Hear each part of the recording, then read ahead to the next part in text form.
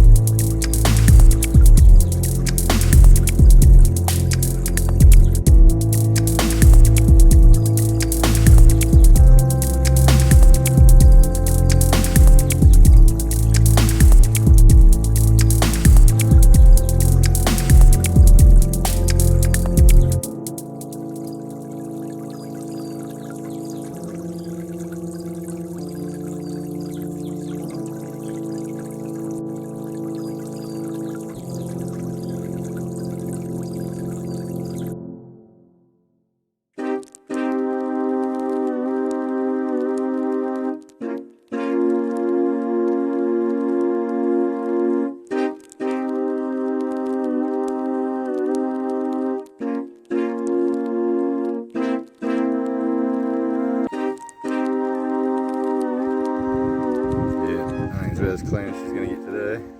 Definitely looking a whole lot better, but still pretty agey. But yeah, got rid of most of the black shit on there, but paint's still peeling for days. Tints peeling, paint peeling, rust peeling, bumpers hanging off, badges delaminating. Still, step in the right direction. Tomorrow, check off on the interior, to the engine bay, boat interior. Looking a bit nicer. But yeah, good start. Pretty happy with that.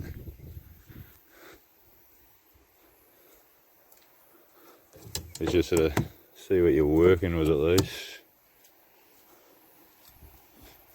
No dents. Wheels are pretty curbed up and whatnot. Yeah, respray, either repair the wheels or probably get some different wheels, to be honest. Engine's probably going to come out, get a good clean. Everything it needs done. Check all the things like cam belt and water pump and tensioners and pulleys and intake manifold gasket, exhaust gasket, blah blah blah. Yeah, new ECU or the old ECU and sorted. Fix it, whatever wiring gremlins it's got. Get it spark. See how it goes. Alright, that'll do for this one.